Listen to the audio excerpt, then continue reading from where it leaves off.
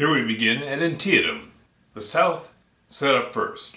You have Jackson is here, Longstreet is here, Stuart, his cavalry are back here. All the bridges across the Potomac have been destroyed, except this bridge here. This means this is a southern line of supply. That is McLellan. He knows that. His plan is to cross Antietam Creek on the southern crossing and head straight for this bridge and capture it, cutting off the entire army. To the north, here's the compass rose. North is this way. In the north, he has light forces and his cavalry who are going to demonstrate an attempt to keep Jackson occupied up here. What they're really looking to do is when they start seeing these troops move south, they'll attack them when they're out of position. Let's start drawing shits and see how this goes. Fitz-John Porter. Fitz-John Porter crosses the Antietam and attempts to look threatening. Pleasanton's cavalry moves forward. Lee and his generals are enjoying coffee in Sharpsburg when they hear that the Federal Army is on the move. Stuart rides off to command his cavalry. Hooker's corps moves to start the show. McClellan's plentiful Union artillery takes up positions on the hills along the Antietam. Mansfield's 12th Corps edges forward. Longstreet's artillery wheels around and fires at the Union artillery on the hill. The artillery falls back, taking some of Hooker's troops with it, and Longstreet commands Walker's division to flank the Union crossing the bridge. And Longstreet finishes his coffee and rides out for a better look. Burnside's troops swing wide.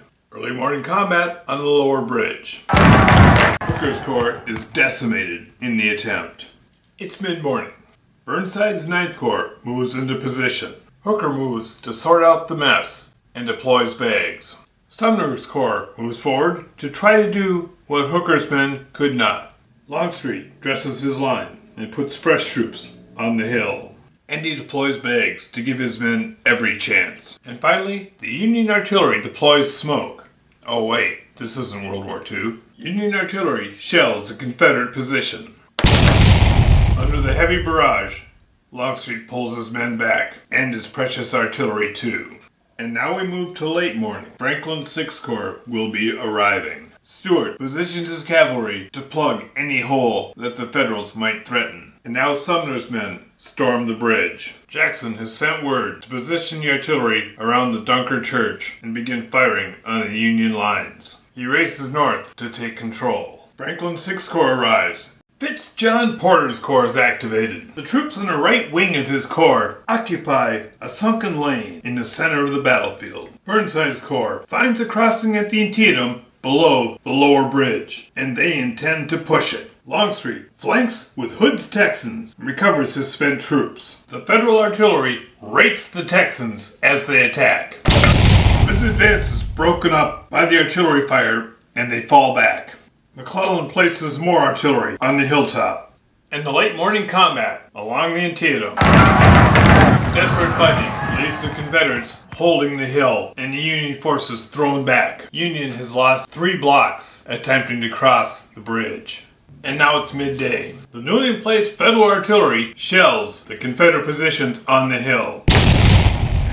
But the Confederates hold. And several batteries of Union artillery cross the middle bridge. Longstreet feeds fresh troops below the lower bridge and recovers and steadies his line. The unpacked bags make his line tough, but if it breaks, it's all over. Burnside keeps up the pressure with fresh troops. Jackson's artillery fires from the new position around the Dunker Church, driving Fitz-John Porter's troops back.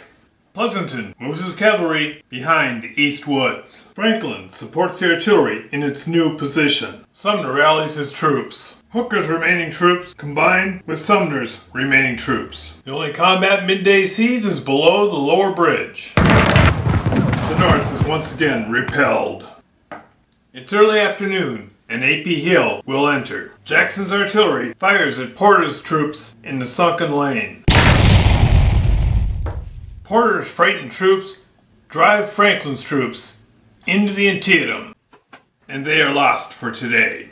Does Jackson realize the weakness of the Federal position? Since I'm playing double blind solo, I'll roll and give him a 50-50 chance of seeing the federal weakness. It's a hit. He sees it. Is it wise? I can't say. But he charges forward. And A.P. Hill comes on. Burnside rallies his men. Does Mansfield attack, or does he hold his position? He attacks. The Federal artillery swings to face the attack. The Union artillery attempts a long-distance attack to try and silence the Confederate artillery.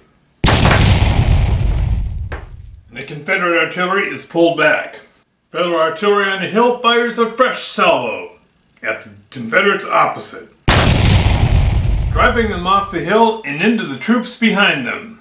This could be the break the Union troops were waiting for. Sumner's men drive straight across, right smack dab into Hood's Texans. Franklin's Corps supports Porter's troops and drives on the center. Fitzjohn Porter rallies his troops and they hold. Stuart's cavalry rides up behind the hill. Longstreet does what he can to salvage his line. Hooker's men try again to take the lower bridge. Early afternoon combat. Mansfield's Corps. In between the Westwoods and the Eastwoods, the fighting is heavy and all is confusion. It'll be interesting to see who can recover the troops first and take advantage of the area. Jackson's assault on Fitzjohn Porter's troops. Jackson's troops pushed the rest of Porter's crew into the Antietam before the flanking troops forced them to retreat. Franklin's assault outside of Sharpsburg. The Federal detachment is swept aside, though not before causing some damage. And here's Sumner's troops, outnumbered and outflanked. And they are utterly destroyed. Here we have Hooker's remaining troops attacking the beleaguered men of McLaws' division of Longstreet's Corps. They exhaust themselves entirely, pushing McLaws' troops off the hill, but there's nothing left. The northern casualties are 9 blocks at the end of this turn. Only 7 are necessary to break the army. South has only lost a detachment. I have never seen a Federal strategy of attacking across the lower bridge come to anything. It's too expensive, too costly, and it has proven again. Nevertheless, good game.